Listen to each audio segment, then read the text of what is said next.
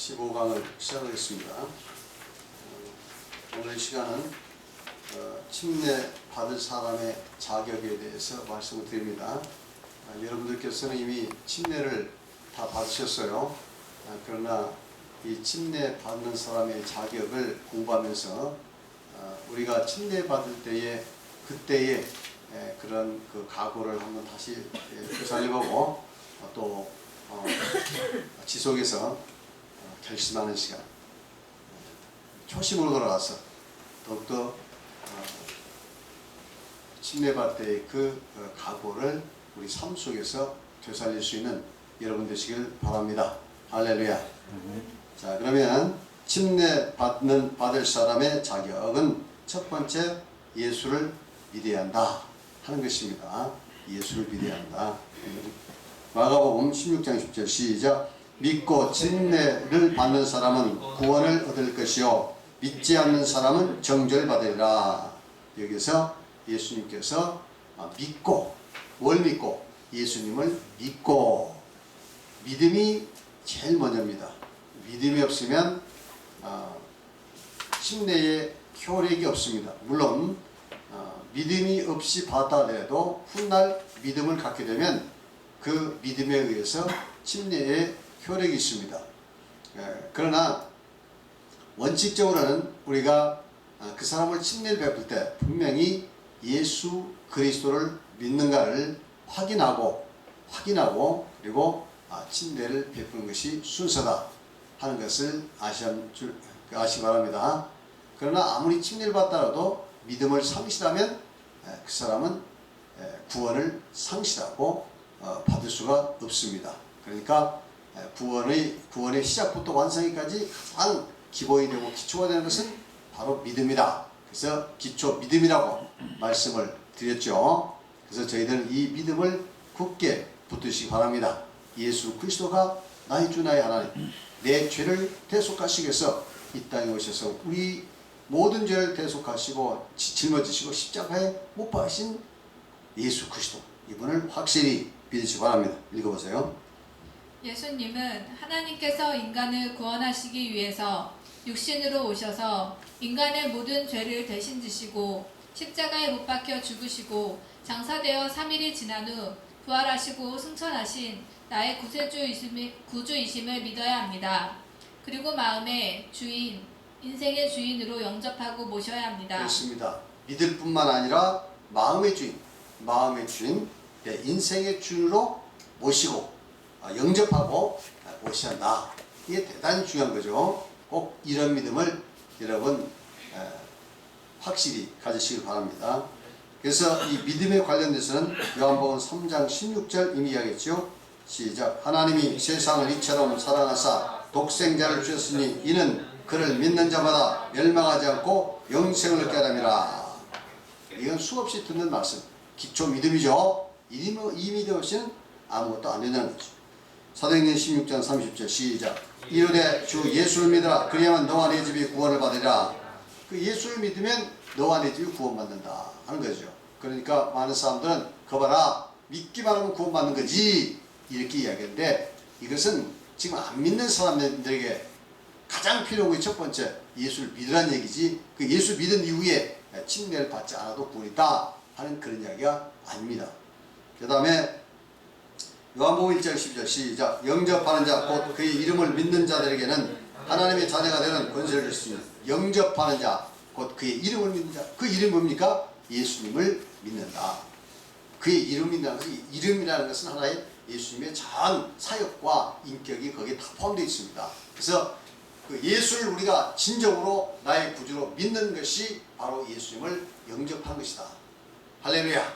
그래서 여러분들은 이제 영접을 했으면 그 다음에 예수님을 주인으로 모신 일이 굉장히 중요합니다. 예수님을 하나님, 내가 주인 되고 믿기는 했지만, 예수님을 영접을 했지만 아직도 내 인생의 내 주인이려고 예수님은 그래서 손님으로 옆에 계시게 하면 안 된다 이 말이에요.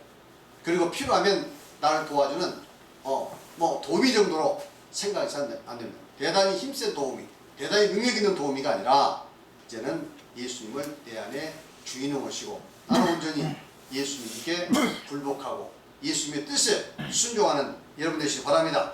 로마서 10장 9절로 10절 시작. 내가 만일 내 입으로 예수를 주로 시인하며 또 하나님께 그를 죽은 자 가운데서 살리신 것을 내 마음에 믿으면 구원받으리라. 사람이 마음으로 믿어 의에 이르고 입으로 시인하여 구원에 이르리라. 이 말도 이제 이 말씀도 많은 사람들은 그 예수를 그러니까 믿기만 하면 믿고 입으로 시인하기만 하면 구원받지 않느냐 이렇게 이야기하는데 이것은 기본입니다. 이 믿음 없이 절대 세례가 됐건 아니면 무슨 뭐 안식이 됐건 아니면 또 생명의 성령이 됐건 아무 소용이 없어요. 이 믿음이 있어야 되는 거죠.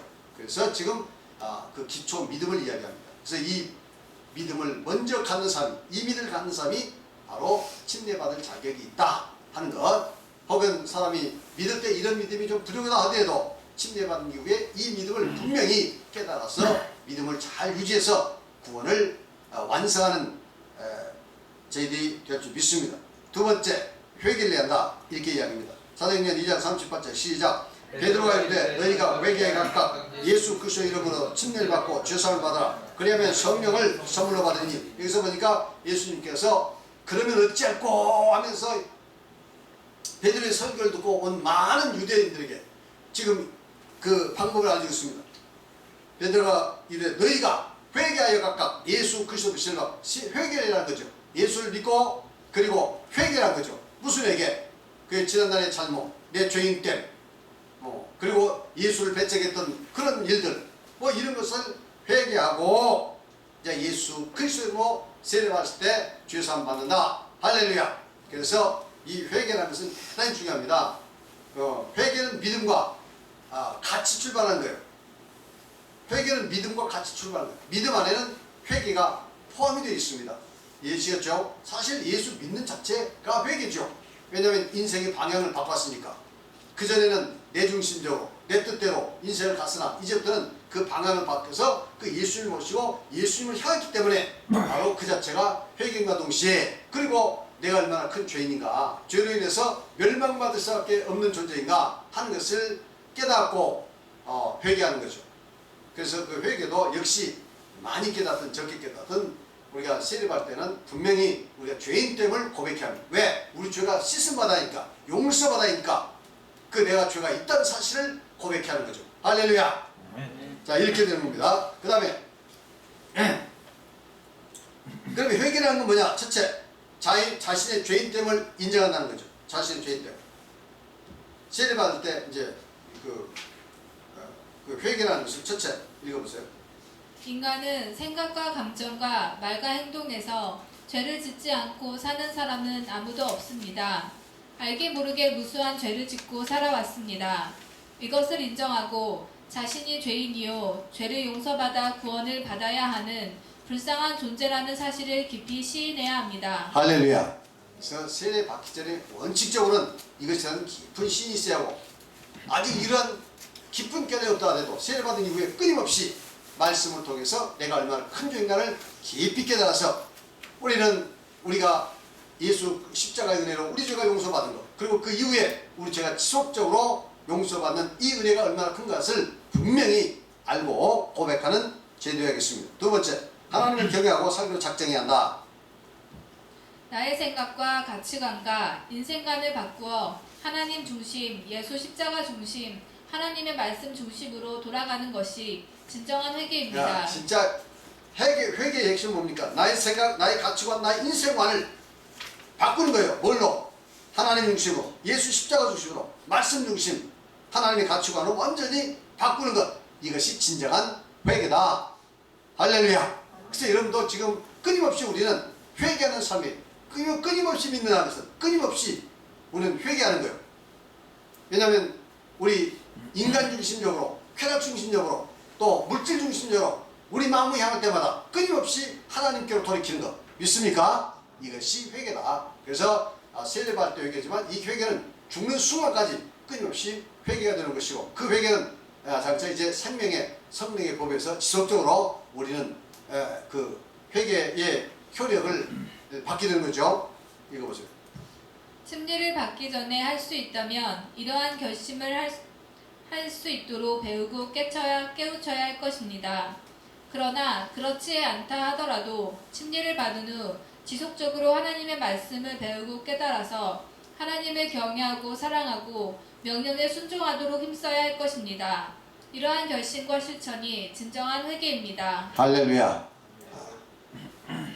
다음과 같은 결심을 해야 합니다. 결심.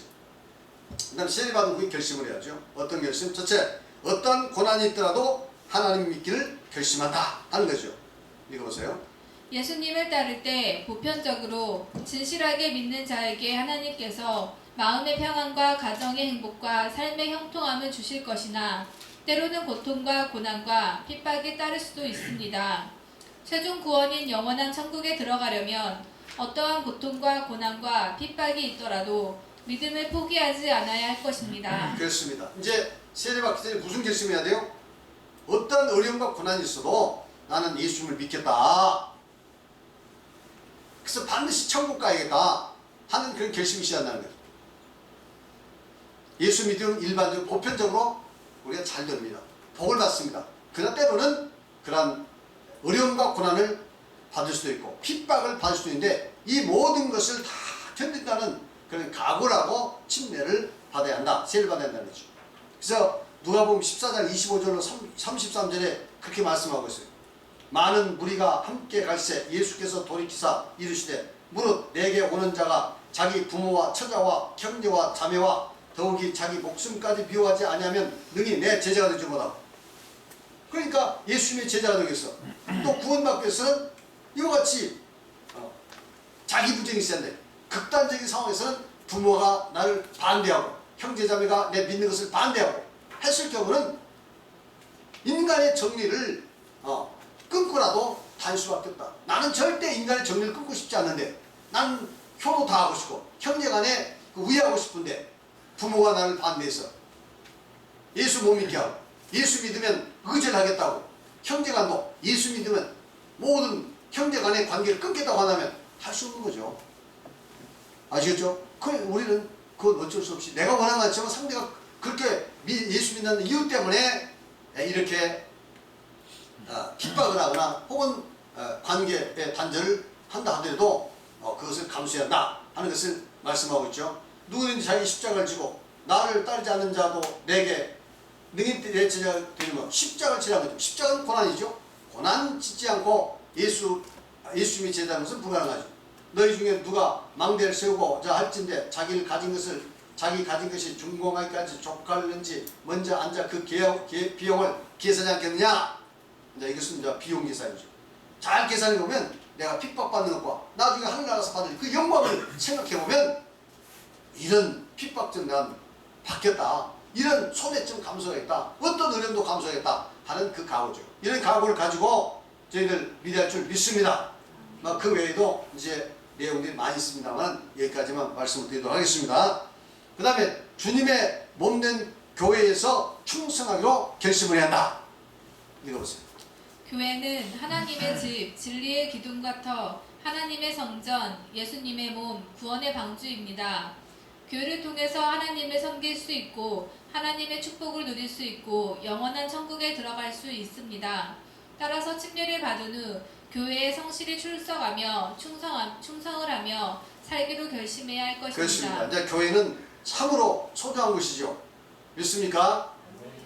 교회는 너무 소중한 것입니다. 하나님께서 이 땅에 세우신 하나님의 나라, 이곳을 통해서 우리가 죄사함 받고 구원받는 놀라운 하늘과 땅의 권세를 우리 교회에 위임을 했습니다. 그래서 이 교회를 통해서 우리가 죄 용서 받고 구원받잖아요. 이제는 교회 안에서 어떻게 해야 돼요? 나 이제 구원받았으니까 그저 적당히 예배만 드리고 왔다 갔다 할래 해서는 안 된다는 거죠. 이제 충성을 다해야 합니다. 내 생명을 다해서 내 힘을 다해서 충성을 다하고 내가 구원받았으니까 이제 더 한 사람을 더 주님 앞에 인도하도록 열심히 노력을 해야 할 줄 믿습니다. 계시록 2장 10절에 보니까 시작. 내가 죽도록 충성하라. 그러면 내가 생명의 관을 내게 주리라. 죽도록 충성하라. 할렐루야. 그래서 우리는 이제 세례받은 우리 성도님들은 죽도록 충성할 각오를 가질 믿습니다. 믿습니까? 네. 자, 그 다음에 죄악된 길로 가지 않도록 결심해야 한다. 죄악된 길이란 십계명에서 금하는 일이며 성경에서 금지하는 부도덕한 일들과 덕스럽지 않은 삶을 말하고 있습니다. 침례를 받음으로 사탄의 권세에서 하나님의 권세로 돌아와 하나님의 자녀가 되었으며 천국의 백성이 되었습니다. 따라서 하나님의 자녀답게 죄악된 삶을 떠나서 하나님의 영광을 위하는 아름다운 삶을 살아야 할 것입니다. 그렇습니다. 이 죄 때문에 멸망당할 수밖에 없고 죄 때문에 영원 지옥에 갈 수밖에 없었는데 우리 예수님께서 우리의 모든 죄를 다 용서해 주시고 우리를 구원시켜 주는데 다시 우리가 또 죄 가운데 들어가면 되겠습니까? 그래서 세례받는다는 것은 뭐냐? 이제 나는 죄악과 단절하겠습니다. 죄악을 떠나서 하나님의 뜻대로 살겠습니다. 하는 결심이라는 거죠. 그래서 죄란 뭐냐? 십계명에서 금하는 모든 것, 범하는 것이 죄고 성경에서 금지하는 부도덕한 일들 많잖아요. 성경에서 금지하는 것들 그냥 많이 있습니다. 그 다음에 또 덕스럽지 않는 삶, 이것이 다 좋지 않은 거예요. 우리 이런 걸 따라서 하나님께서 기뻐하시는 그야말로 하나님의 자녀로서 합당한 삶을 살도록 노력해 주 믿습니다. 아름다운 삶, 덕스러운 삶, 소금과 빛의 직분을 다하는 귀한 삶, 이걸 살도록 결심을 해야 하고 또 이 결심을 끊임없이 내 생명 마친 날까지 우리는 하나님의 이 하나님 안에서 또 주님 먹는 교회 안에서 우리가 실천해 옮기도록 노력할 줄 믿습니다. 자, 그 다음에 이제 침례를 베푼 자의 자격. 그러면 침례를 받는 자의 자격도 있지만 베푼 자의 자격도 있다 이거죠. 아시겠습니까? 이 대단히 중요합니다. 자, 그러면 읽어보세요. 4. 침례를 베푸는 자의 자격. 침례는 죄를 씻음과 죄사함을 받고 거듭나 하나님의 자녀가 되는 은혜의 통로요 방편입니다. 사탄의 권세에서 하나님의 권세로 돌아오는 관문이며 영원한 천국에 들어갈 수 있는 구원의 자격을 받는 것입니다. 침례는 교회에 주어진 천국의 열쇠입니다. 할렐루야. 이 침례라는 것은 너무 중요하죠. 죄 씻음 받고 죄사함 받고 거듭나 하나님 자녀가 되는 거, 이 은혜의 통로, 은혜의 방편. 침례 없이 죄사함 없고 침례 없이 구원이 없습니다. 그만큼 침례는 중요합니다. 할렐루야. 그래서 이 침례라는 것은 죄사함을 주기 때문에 죄사는 권세이기 때문에 하나님께서 교회에게 주신 바로 천국의 열쇠다. 믿습니까? 그래서 교회 와서 하나님 말씀을 듣고 올바른 침례받은 죄 용서 받아서 천국 문이 열리고 만일 그것을 거절하면 죄 용서 받지 못하면 천국 문이 닫히는 거예요. 그래서 침례는 천국을 굳게 닫힌 천국의 문을 열는 열쇠가 된다 이 말이죠. 믿습니까? 읽어보세요. 이처럼 중요한 침례를 베풀 수 있는 자격을 가진 사람은 누구일까요? 목회자나 교회의 지도자가 되었다고 누구나 침례를 줄 자격이 있는 것은 아닙니다. 하나님으로부터 합당한 자격이 있는 자가 세례를 줄 때 침례의 효력을 받을 수 있습니다. 다음에서 침례를 베풀 수 있는 합당한 자격을 생각해 보기로 하겠습니다. 그렇습니다. 누구라고 무슨 직분만 있다고 해서 침례 준다고 다 효력 있는 거 아니에요. 아무리 똑같은 성경에 있는 그대로 예수 이름의 침례를 베푼다 하더라도 자격이 있는 사람한테 배워야지 자격이 없는 사람한테 받으면 효력이 없다 이 말이에요. 그러면 자격은 뭐냐? 지체 죄사함을 받냐면 읽어보세요. 구약시대 대제사장이 백성의 죄를 위하여 제사를 드리기 전에 먼저 자신의 죄를 위하여 속죄 제사를 드려 정결하게 합니다. 이것은 신약시대 죄사함의 침례를 행하려는 사람은 반드시 먼저 침례를 받고 죄사함을 받아 의롭게 된 자여야 한다는 것을 말씀하고 있습니다. 침례는 죄사함을 받아 의롭게 되고 정결하게 되는 은혜의 방편입니다.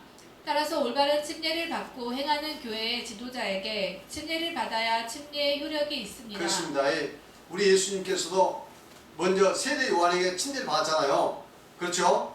뭐 세례 요한은 죄사함의 어떤 그 죄를 사하는 세례가 아닙니다. 회개를 촉구하는 세례죠. 또 회개를 한 표시로 받는 거죠. 그런데 예수님께서는 회개할 필요도 없고 죄에 대해서 용서받을 필요 없지만 세례 요한 세례를 받잖아요. 그리고 나서 이제 예수님께서 세례 행사하셨고 그리고 제자들은 그 세례 받고 성령 받고 이제는 또 세례를 베풀어서 죄사함의 그런 이 일을 행사를 했습니다. 그러니까 이와 같이 올바른 세례를 베푸는 효력을 자격이 있는 이 사람은 먼저 침례를 받아서 죄사함 받은 사람이야 한다. 정결케 된 사람이야 한다 하는 것을 말씀하고 있고요. 그 다음에 오순절 성령을 받은 자 읽어보세요. 죄사함은 인간의 능력에 의해 주어진 것이 아닙니다. 어떤 특정한 교파의 제도가 인정하는 자에 의해서 주어지는 것도 아닙니다. 죄사함이라는 게 무슨 그 인간의 능력으로 된 것이나 어떤 특정한 교파에서 무슨 제도에 의해서 만들어진 그런 어떤 방법이어서 된 게 아니에요. 이해하시겠죠? 그 다음에 읽어보세요. 죄사함은 오직 하나님께서 예수 그리스도의 십자가를 통해서 이루어 놓으신 대속의 은혜로만이 가능합니다. 그 대속의 은혜를 교회를 통해서 가능하게 하시는 분은 바로 성령이십니다. 그렇습니다. 이제 예수님께 다 대속하시고 성령을 교회에 보내주셔서 그 성령을 통해서 죄사함에 일을 하신다. 이건 많이 들으셨죠? 그래서 요한복음 20장 22절 23절에 보면 다 같이 시작. 이 말씀하시고 그들을 향하사 숨을 내쉬며 이르시되 성령을 받아라. 너희가 누구의 죄든지 사하면 사해질 것이요 누구의 죄든지 그대로 되면 그대로 있으리라 하시니라. 말씀했죠? 읽어보세요. 예수님께서는 성령을 받으라 하시며 너희가 누구의 죄든지 사하면 사하여질 것이요 라고 하셨습니다. 이것은 예수님께서 부활 승천하신 후에 성령을 보내주셔서 제자들에게 죄사함의 권세를 행하시게 하시겠다는 의미입니다. 제자들은 오순절 성령을 받은 후에 공식적으로 침례를 통하여 죄사함의 권세를 행하였습니다. 따라서 죄사함의 침례를 행할 수 있는 자격은 오순절과 같은 성령을 받은 성도들입니다. 성령께서 교회 안에서 성도를 통하여 죄사하시는 일을 하십니다. 그렇습니다. 이제 성령을 받으라고 예수님께서 말씀하셨고 제자들은 오순절 성령 받고 비로소 이제 세례를 베풀어서 죄사함의 권세를 행사했죠. 그러므로 오순절과 같은 성령을 받은 교회의 성도들을 통해서 죄사함 받을 수 있다. 또 그런 성도들이 세례 베풀 때 죄사함 효력이 있다 하는 걸 말씀하고요. 그 다음에 세 번째 보냄을 받은 자. 거듭난 성도는 누구나 보냄을 받은 자이며 침례를 주어 죄사함의 권세를 행할 수 있는 자격이 있습니다. 그러나 교회에는 질서가 있습니다.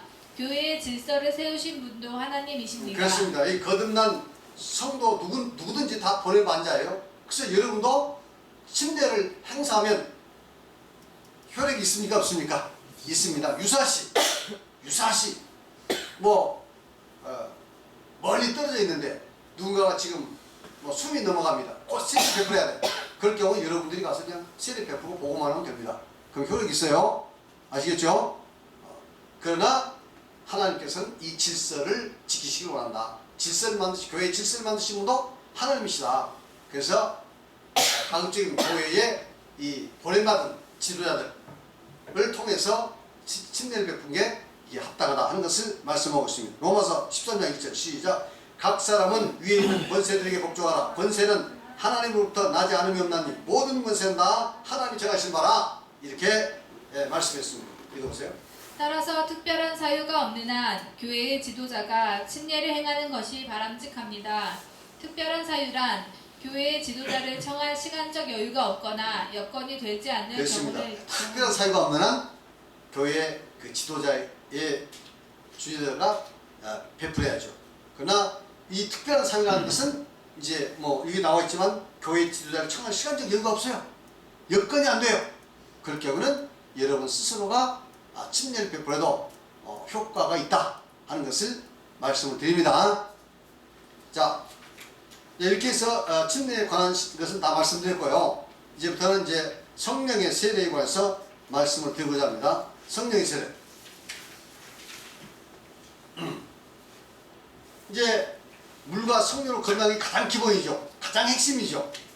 그래서 구원은 죄의 문제 해결, 그리고 성령을 모셔드리는 일, 이것이 핵심입니다.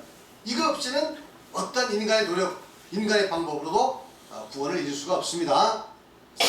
앞으로 구원의 원리를 공부해 보시면 바로 이 에덴 동산에서 우리가 거룩했고 죄가 없었고 그리고 하나님의 영이 우리 안에 거하셨는데 죄를 범함으로 말미암아 우리 인간이 죄인 되었고 그래서 하나님의 영이 떠나고 그래서 우리는 사탄의 권세를 지배를 받게 됐고 그래서 결국은 이 구원을 상실했습니다. 그래서 이제 구원이라는 것은 바로 우리가 잃어버렸던 의를 다시 회복하는 것이고 하나님의 영을 오셔드린 것이다. 이것을 갖기 위해서 예수님께서는 물과 성령으로 거듭난 것이다. 이렇게 말씀했고, 바울 사도는 중생의 씻음과 성령의 새롭게 하심을 하고 있었고, 베드로 사도는 너희가 회개에 가까워 예수 그리스도로 세를 받고 죄사함을 얻으라. 그리하면 성령의 선물 받으니, 죄사함과 성령의 선물, 이 두 가지를 동시에 말씀한 거죠. 대단히 중요한 겁니다. 그래서 이제는 그 성령의 부분에 대해서 말씀을 드리고자 합니다. 그러면 1. 성령의 세례와 구원과의 관계. 성령의 세례와 구원과의 관계. 이 성령의 세례라는 게 구원과 얼마나 깊은 관계가 있냐 하는 것을 말씀드립니다. 읽어보세요. 성령을 받아야 하는 것은 예수님의 명령이며 제자들이 이해하고 믿고 순종했던 중요한 내용입니다. 요한복음 20장 22절 23절 시작. 이 말씀을 하시고 그들을 향하사 숨을 내쉬며 이르시되 성령을 받으라. 성령을 받으라. 이렇게 말씀하고 있죠. 예수님께서 제자들이 부활하신 후에 제자를 모아놓고 숨을 내쉬면서 성령을 받으라. 이렇게 명령하셨고, 이제 그 성령 받은 그 명령을 받고 제자들은 오순절날 다락방에 모여서 간절히 기도할 때 오순절 사도행전 2장에서 성령 받는 놀라운 광경이 일어나죠. 믿습니까? 여러분 확인하셨을 거예요. 그래서 우리는 바로 오순절 이 성령을 구하고 있습니다. 앞으로 우리 교회가 말시 오순절 성령의 충만을 통해서 복음 전파가 땅끝까지 이루어질 수 있기를 바랍니다. 그 다음 읽어보세요. 예수님께서 성령을 받으라고 친히 말씀하셨으며 사도행전에서는 예루살렘을 떠나지 말고 아버지의 약속하신 것을 기다리라 라고 하시며, 성령이 너희에게 임하시면 권능을 받고 예루살렘과 온 유대와 사마리아와 땅끝까지 이르러 나의 증인이 되라 라고 분부하셨습니다. 이 말씀 다시죠. 이제 요한복음 마지막에서 숨을 내쉬고 성령을 받으라 하셨고, 사도행전 1장에서 연속되는 이야기입니다. 너희가 예루살렘을 떠나지 말고 아버지 약속하신 걸 기다려. 아버지 약속하신 뭐라고요? 성령. 성령을 기다려. 요한은 물로 세례를 베풀었으나 너희는 몇 년 못해요? 성령을 세례를 받으리라. 그리고 성령이 너희에게 임하시면 너희가 권능을 받고 예루살렘과 온 유대와 사마리아 땅까지 이르러 나의 증인이 되라. 이렇게 말씀하셨죠. 그리고 이제 예수님께서 승천하시니 제자들이 돌아가서 10일 동안 다락방에서 간절히 기도할 때 오순절 날 사도행전 2장에 보니까 이제 성령 충만 임하고, 성령이 말하게 하심을 따라 다른 방언으로 말하기 시작하고, 그 이후로부터 성령 충만 받고 복음 전파를 시작했죠. 그리고 가는 곳마다 이제 죄사함을 전하고, 그리고 성령 받는 그런 일을 했습니다. 이런 사건들이 고린도서 사도행전 2장, 8장, 10장, 19장에 아주 자세히 나와 있죠. 읽어보세요. 사도들은 예수님의 분부를 받들어 오순절에 간절히 기도하여 성령을 받았으며 복음을 전하는 곳마다 성령을 받게 하였습니다. 이 문제는 앞으로 계속 논의가 될 것입니다. 이것은 앞으로 계속 논의됩니다. 계속 읽어보세요. 성령의 세례란 성령의 내주이며 성령을 받는 것입니다. 일부 교파에서는 성령의 세례와 성령을 받는 것을 구분하기도 합니다. 성령을 받는 것은 믿을 때 성령께서 순간적으로 신도 안에 들어온 것을 말하며, 성령의 세례는 성령의 충만함을 받아 능력 있는 믿음 생활을 하는 것이라고 말합니다. 이제 성령 세례와 성령 내주, 성령 받는 것은 같습니다. 아시겠죠? 그래서 성령의 내주가 성령 받는 것이고 성령의 세례예요. 근데 일반 교수는 이것을 분리합니다. 어떻게 보통 일반 교수는 어떻게 생각하냐면, 이미 믿으면 성령이 내주에 있다. 믿으면 성령이 내주에 있다. 성령 세례란 성령 충만만 하는 것이로서, 이제 이 성령 세례를 받으면 첫 번째로 이 방언을 말하게 된다. 이렇게 말하고, 능력을 얻기 위해서 성령 세례를 받는다. 성령 충만다. 이렇게 이야기합니다. 이건 이제 성경을 잘 보시면 알지만 그건 잘못된 겁니다. 일반적으로 말하는 성령의 예수를 믿는 것은 성령의 감동이에요. 예수를 주로 시인하는 것, 하나님을 믿는 것, 능력 행하는 것, 이 모든 것은 성령의 감동입니다. 성령의 내주는 창세 때 이미 계획하셨고, 그리고 오순절날 바로 임한 그 성령, 그것이 성령의 내주라는 거죠. 아시겠죠? 성령을 받는 거죠. 그때부터 성령의 내주가 있고, 그래서 성령의 감동은 일단 예수 믿으면 성령의 감동이 응한 겁니다. 그것을 성령의 감동과 성령의 내주를 구분을 못해요. 그러니까 이제 문제가 생기는 건데 이 문제는 앞으로 이제 뒤에 가면 나오니까 공부를 하도록 하겠습니다. 읽어보세요. 그러나 사도행전을 살펴보면 성령의 세례가 바로 성령 받는 것임을 확실히 알 수 있습니다. 성경을 아는 그리스도인들은 대부분 성령을 받아야 구원을 받는다 라는 데는 다른 이견이 그렇죠. 없습니다. 성령 받아야, 성령을 받아야죠. 성령 받아야 구원 받습니다. 다 이야기합니다. 그러나 성령을 어떻게 받냐 하는 방법론에 있어서는 달라요. 그냥 대부분의 개신교에서는 예수를 믿는 즉시 성령이 내 안에 와 계신다. 이미 내가 예수를 주로 시인하면 성령께서 내 안에 계셔서 예수를 주로 시인하게 만든 것이다. 이렇게 얘기합니다. 그러니까 성령을 받았으니 예수를 시인하는 건지, 예수를 시인하니까 성령이 이미 와 있는 건지, 이건 뭐 구분이 잘 안 됩니다. 어쨌든 간에 이렇게 이야기했지만 이건 이제 앞으로 계속 공부할 거예요. 공부하면 알게 될 겁니다. 읽어보세요. 다만 성령을 어떻게 받는가라는 문제에 있어서 견해가 다를 뿐입니다.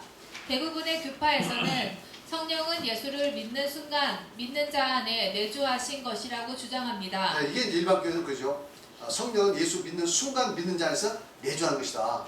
그러니까 성령이 내 안에 와서 예수를 주로 시인하게 했는지, 예수를 주로 시인하니까 성령이 있는지, 그 뭐 정확히 구별은 안 돼요. 어쨌든 동시동작적으로 우리가 예수를 믿는 순간 성령이 우리 안에 내주어 계신다. 이렇게 그 이야기를 합니다. 읽어보세요. 그러나 이 문제도 예수님이 분부하시고 제자들이 이해하고 믿고 순종했던 내용들을 살펴보면서 생각해 보겠습니다. 성령 받는 것에 대해 사도들이 믿었던 방식으로 믿고 사도들이 받았던 것과 똑같이 받아야 할 것입니다. 그래야 구원이 안전하지 않겠습니까? 먼저 성령을 받아야 하는 중요성, 즉 성령 받는 것과 구원과의 관계를 살펴봄으로써 성령을 받는 것이 구원에 얼마나 중요한 것인지를 살펴보겠습니다. 할렐루야. 자, 그 다음에 첫째, 영원한 생명이 회복된다. 성령을 받게 되면 영원한 생명이 회복된다. 창세기 2장 7절 시작. 여호와 하나님이 땅에 흙으로 사람을 지시고 생기를 그 코에 불어넣으시니 사람이 생명이 된지라. 이거 보세요. 하나님께서 흙으로 사람을 만드시고 사람 안에 생기를 불어넣으셨습니다. 이 생기가 무엇입니까? 생기는 하나님의 영, 즉 성령입니다. 생명이란 영적으로 산 존재라는 여기서 뜻입니다. 생기라는 것은 하나님의 영, 즉 성령입니다. 여기에 관련된 이제 많은 유명한 분들이 주장했는데, 이제 하용조 목사라는 분도 로마서 축복에서 그렇게 말씀했고요. 조영기 목사님의 삼박자 구원에서도 또 이렇게 이야기했고, 또 많은 그런 신학자들도 그걸 주장합니다. 그래서 그 생기라는 말, 하나님께서 그 생기를 그 코에 불어넣으시 생명이 된지 할 때 그 생기라는 그 생기 견해가 세 가지가 있죠. 첫째는 뭐냐면 그냥 숨이다, 숨을 불어냈다. 그래서 호흡이라고 주장하는 사람들도 있고, 그 다음에 인간의 영을 부어넣어줬다, 인간의 영이라고 주장하는 사람도 있고, 그리고 하나님의 영이다, 즉 성령이다 라고 주장하는 사람들도 있습니다. 신학자들이 뭐 나름대로 얘기가 있겠지만, 전체적인 구원의 원리적인 측면에서 보면 이것은 성령이 왔다 하는 것. 그리고 바울 사도는 이것을 성령이라고 분명히 고린도서 15장에서 해석하기 때문에 우리는 성령이라고 믿습니다. 하나님의 영이라고. 그래서 범죄할 때 하나님의 영이 떠난 거죠. 그래서 우리는 다시 하나님의 영을 회복해야 하는 거죠. 할렐루야. 그 다음에 하나님께서 인간에게 생기를 불어넣으셔서 영적으로 살게 하시고 하나님과 친밀한 교제를 나눌 수 있도록 하셨습니다. 인간은 하나님의 영이 내주에 있으면 영적으로 산 존재요, 하나님의 영이 떠나게 되면 육체는 살았으나 영적으로는 죽은 존재입니다. 인간이 죄를 짓지 않았을 때는 하나님의 영이 인간 안에 내주하여 하나님과 연합한 영원한 생명을 가지고 있었으나 선악과를 따먹고 죄를 지음으로 말미암아 하나님의 영이 떠나 하나님과 연합된 영원한 생명을 상실하고 말았습니다. 그러나 하나님은 예수 그리스도의 구속을 통하여 죄의 문제와 성령을 모셔드리는 문제를 해결해 주셔서 인간을 구원하십니다. 죄의 문제는 예수님을 믿고 세례를 받아 죄사함을 얻음으로 해결되고, 하나님의 영을 모시는 문제는 성령을 받음으로 해결될 수 있습니다. 네, 그렇습니다. 죄사함은 예수 믿고 침례를 받으면서 해결되고, 성령을 모셔드리는 일은 우리가 성령을 받으면 해결되는 거죠. 이것은 이제 사도행전에 집중적으로 잘 나타나 있습니다. 읽어보세요. 성령을 받음으로 세례를 통해 죄의 용서함을 받은 사람이 하나님과 함께하는 영원한 생명을 회복하여 구원을 받게 되는 것입니다. 따라서 구원을 받으려면 반드시 오순절에 사도들이 받았던 것과 같은 성령을 받아야 합니다. 할렐루야. 그래서 우리가 성령을 받게 되면 하나님의 영원한 생명과 연결이 됩니다. 연결돼요. 그래서 우리가 이제 영원한 생명 안에 동참을 하게 되는 거죠. 그 다음에 거듭나게 된다. 요한복음 3장 3절로 5절 다 같이 시작. 예수께서 대답하여 이르시되 진실로 진실로 내게 이르노니 사람이 거듭나지 않으면 하나님을 알고 올 수 없느니라. 니고데모가 이르되 사람이 늙으면 어떻게 날 수 있사옵나이까? 두 번째 못대에 들어갔다 날 수 있사옵나이까? 예수께서 대답하시되 진실로 진실로 내게 이르노니 사람이 물과 성령으로 하지 않으면 하나님 나라에 들어갈 수 없느니라. 읽어보세요. 예수님께서 하나님의 나라를 보고 들어가려면 거듭나야 한다고 하셨으며 거듭남의 방법이 물과 성령으로 나는 것이라고 했습니다. 물은 죄사함의 침례이며 성령은 오순절과 같이 성령을 받는 것을 말합니다. 그렇습니다. 물과 성령으로 거듭나야죠. 물은 침례입니다. 그리고 성령은 오순절날 성령 받는 그 성령을 이야기하고 있어요. 읽어보세요. 원칙적으로 거듭나는 것은 물과 성령, 즉 세례와 성령을 받음으로 되나 그 시작은 세례입니다. 그렇습니다. 이 시작은 원래는 물과 성령으로 거듭나는 것으로 완성되지만 시작은 침례라 이거죠. 침례. 그래서 바울 사도는 이 침례를 중생의 씻음이라고 이야기했습니다. 읽어보세요. 따라서 바울 사도는 세례를 중생의 씻음이라 했습니다. 성령은 세례받고 믿음으로 구하는 사람에게 반드시 선물로 주어지게 되어 있는 것입니다. 네. 그래서 세례는 나중에 베드로 사도 말하기를 이제 선물이라고 했으니까 세례받으면 반드시 성령을 받게 돼 있다. 할렐루야. 그건 너무도 확실한 내용이에요. 받게 돼 있다. 그러니까 그건 걱정할 필요가 없습니다. 부활장이 다 주실 수 있고 특별히 만일 못 받고 죽었으면 어떨까요? 그럴 리 없습니다. 정상적인 믿음을 가지는데 못 받고 죽는 건 없어요. 만일 정말로 못 받았다면 하나님께서 죽는 그 순간이라도 성령을 주어서 그를 데려가십니다. 구원받는데 아무 문제가 없죠. 그러니까 선물로 반드시 받습니다. 그래서 디도서 3장 5절 바울 사도가 이야기했죠. 우리를 구원하시되 우리가 행한 바 의로운 행위로 말미암지 아니하고 오직 그의 긍휼하심을 쫓아 중생의 씻음과 성령의 설계 하심을 하시는, 여기서도 중생의 씻음과 성령의 설계 하심이라고 두 가지로 이야기했는데 중생의 씻음 즉 세례를 중생이라고 했다 하는 거죠. 이해하시겠죠? 그것은 이제 중생의 시작이 성령이고 세례고 성령은 반드시 선물로 주신다 하는 것. 그래서 물과 성령으로 거듭나는 이 문제가 완성된다 하는 것을 말씀하고 있습니다. 사도행전 2장 38절 베드로는 시작. 베드로가 이르되 너희가 회개에 각각 예수 그리스도로 침례를 받고 죄사함을 받아 그리하면 성령을 선물로 받음. 여기서 침례를 받고 죄사함을 받으면 성령의 선물 즉 성령을 선물로 주신다 이 말이에요. 있습니까? 그래서 여러분도 다 이 약속에 따라서 성령을 받습니다. 그 다음에 세 번째, 성령이 없으면 그리스도의 사람이 아니라고 이렇게 말씀하고 있어요. 로마서 8장부터 시작. 만일 너희 속에 하나님의 영이 가시면 너희가 육신에 있지 않냐고 영에 있나니 그리스도의 영이 없으면 그리스도 사람이 아니라. 여기서 보니까 그리스도의 영, 즉 하나님의 영, 성령이 없으면 그리스도 사람이 될 수가 없다. 그러니까 성령을 받아야만이 명실공히 하나님께서 인정하시는 그리스도의 사람이 되는 것이다 하는 것을 말씀하고 있습니다. 읽어보세요. 위의 성경 구절에서 하나님의 영이나 그리스도의 영은 성령을 말하고 있습니다. 하나님의 영이 성도 속에 거하게 되면 육신에 있지 아니하고 영에 있나니 라고 했습니다. 육신에 있지 않다는 것은 세상에 속한 사람이 아니라는 것이며 영에 있다 라는 것은 영에 속한 사람이라는 뜻입니다. 포괄적으로 말하면 성령을 안에 모신 성도는 사탄의 권세에서 하나님의 권세로 돌아와 하나님께 속한 사람, 즉 영에 속한 사람이라는 것입니다. 그러므로 성령을 받지 못한 사람은 참된 그리스도의 사람이 아닌 것입니다. 성령을 받아야 참된 그리스도의 사람이 된다는 말입니다. 사도들이 받은 것과 같은 성령을 받은 성도가 바로 하나님이 인정하시는 참된 그리스도인입니다. 그렇습니다. 우리가 이제 세례를 받으면 사탄의 것을 하는 것으로 해방됐죠. 그렇죠? 그러면 성령은 무엇인가? 성령은 바로 이제 하나님 예수님께서 우리 안에 들어오셔서 법적으로 우리 주인 되신다 하는 것을 증거하는 거예요. 그리스도인이요. 아시겠죠? 그것을 이렇게 표현했습니다. 그 다음에 4번 성령은 성도가 하나님의 자녀가 되었다는 것을 증거한다. 성령 뭐라고요? 하나님의 성도가 하나님의 자녀가 되었다는 것을 증거한다. 로마서 8장 10절 시작. 성령이 친히 우리 영으로 더불어 우리가 하나님의 자녀인 것을 증거하시나니 성령이 친히 우리 영과 더불어서 하나님의 자녀인 것을 증거한다. 이게 성령은 비교적 주로 뭐죠? 증거요. 증거요. 그리스도인이라는 증거. 하나님의 자녀라는 것은 증거. 천국을 갈 수 있다는 증거. 표징이죠. 사인. 이해하셨습니까? 이해하셨습니까? 네. 자, 그 다음에 읽어보세요. 성령이 하나님의 자녀인 것을 증언하시나니 라고 했습니다.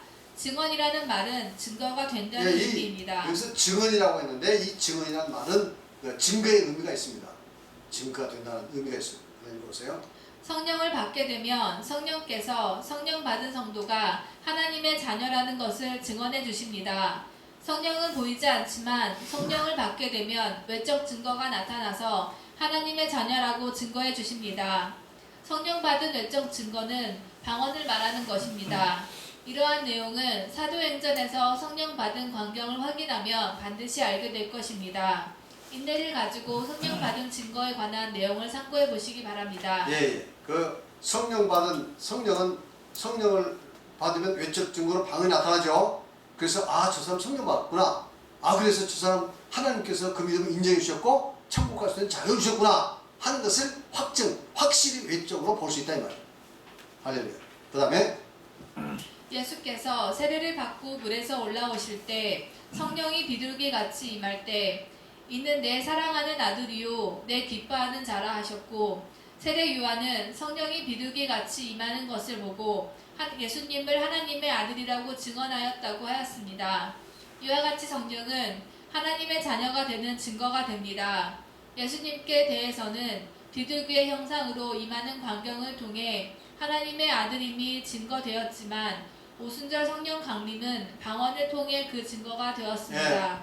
그 예수님께서 세례를 받고 물에서 올라오실 때 하늘이 열렸지요. 그리고 비둘기 같은 성령이 임해서 소리가 있기를 이는 내 사랑하는 아들이요 기뻐하는 자라 이렇게 했잖아요. 그러니까 세례 받을 때 하나님 자녀가 된 거예요. 성령이 내려서 이제 증거가 된 겁니다. 그게 증거가 된 거예요.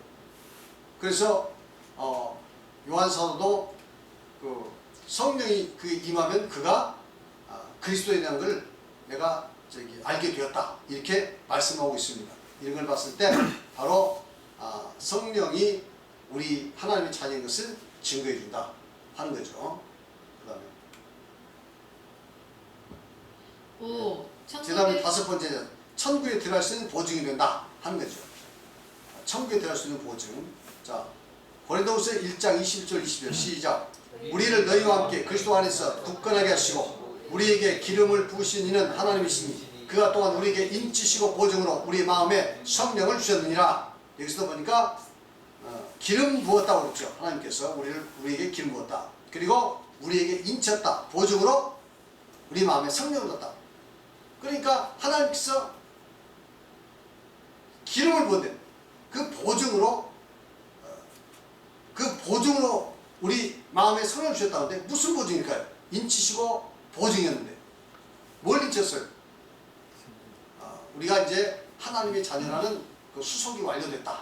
또 천국을 물려받을 수 있는 자격이 있다 하는 그런 하나의 계약서에 보증서에 도장이 찍혔다 이 말이죠. 이해하시겠습니까? 자, 그 다음에 에베소 1장 13절 14절 시작. 그 안에서 너희도 진리의 말씀 곧 너희의 구원의 복음을 듣고 그 안에서 또한 믿어 약속의 성령으로 인침을 받았으니 이는 우리 기업의 보증이사 그 얻으신 것을 소망하시고 그의 영광을 찬송하게 하려 하십니다. 여기서 보니까 약속의 성령으로 인을 쳤는데 그 이유는 우리 기업의 보증이 됐다. 기업은 뭐죠? 무슨 기업? 하늘나라의 기업에 보증이 됐다 이거죠. 보증. 여러분 계약서에 도장이 찍혀야, 인감 도장이 딱 찍혀야 그 계약서가 유효합니까? 유효하지 않습니까? 아무리 계약서 잘 쓰였어도 그게 도장이 안 찍혔으면 소용이 없는 거예요. 사인이 안 됐으면 소용이 없는 거예요. 마찬가지로 우리가 하늘 나갈 수 있다는 무슨 보장이 있느냐? 누가 그걸 보증해 주냐? 목사가 야 당신 예수 믿었으니 하늘 갈 수 있어. 이게 보증입니까? 아니면 자기 스스로 야 나는 예수 믿었으니까 하늘 갈 수 있을 거야 라는 기대감이 그것이 보증입니까? 그건 보증 아닙니다. 하나님께서 그런 식으로 모호하게 하지 않았어요. 정확히 죄사함도 세례, 예수님을 침례받는 것, 성경도 이와 같이 오순절을 봐서 방언 말아서 하나님 증거가 되는 것, 이거 너무도 명확하게 객관적으로 증거할 수 있도록 다 해놓은 거예요.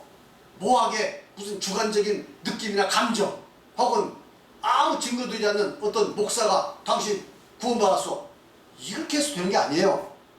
아시겠습니까? 구원은 이와 같이 정확하게 객관적으로 증거될 수 있도록 해준 겁니다. 침례도 정확하게 객관적으로 증거되고 이때부터 시작이에요. 구원이. 믿음이라는 것은 물론 믿음이 구원의 가장 중요한 시작이지만 하나님께서 인정해주는 시작은 뭐예요? 바로 이 침례받는 그 순간이에요. 그리고 성령은 보이지 않는데 보이지 않는 성령이 뭘로 증거돼?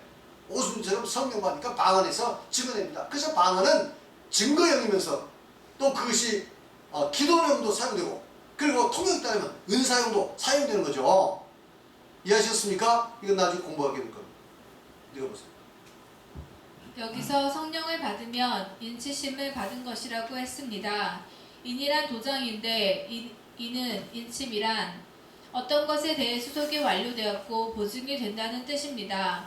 성령으로 인치셔서 우리 기업의 보증이 되사라고 했습니다.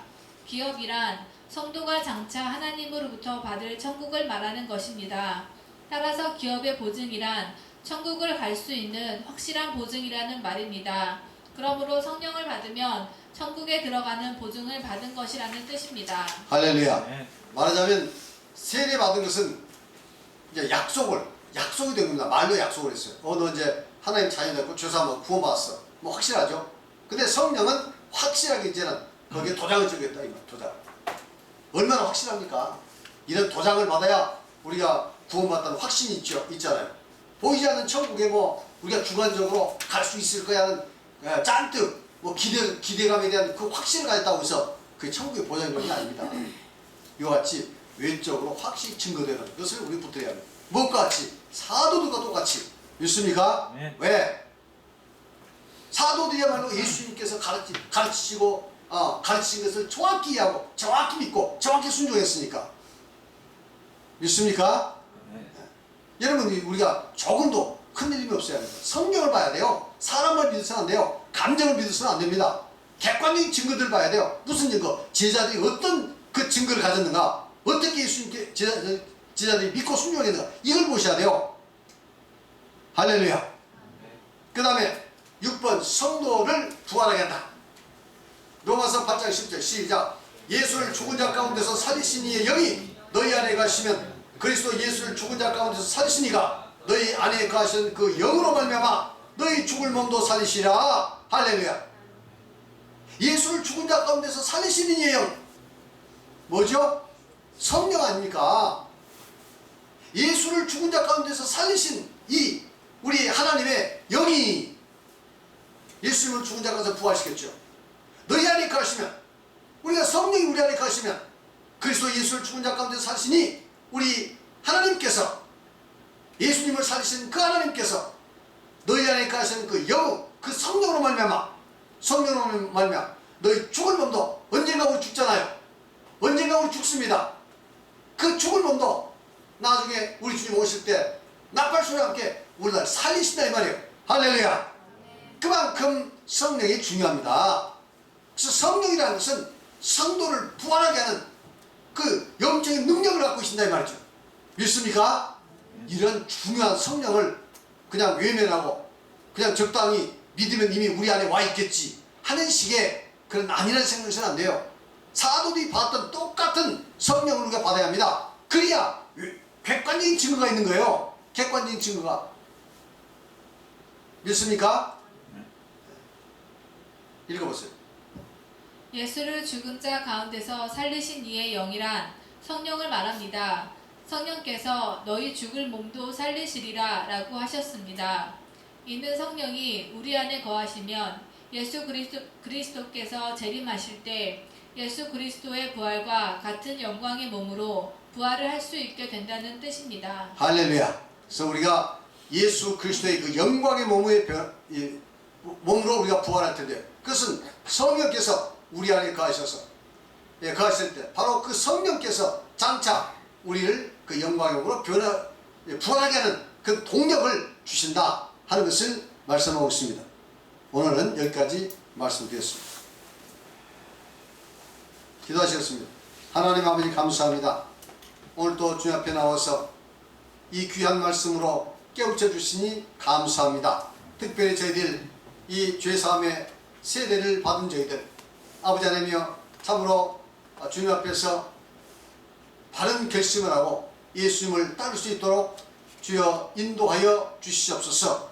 특별히 어떤 어려움과 고난에서도 낙심치 말고 우리 주님을 따른 저희들 되게 하여 주시옵소서.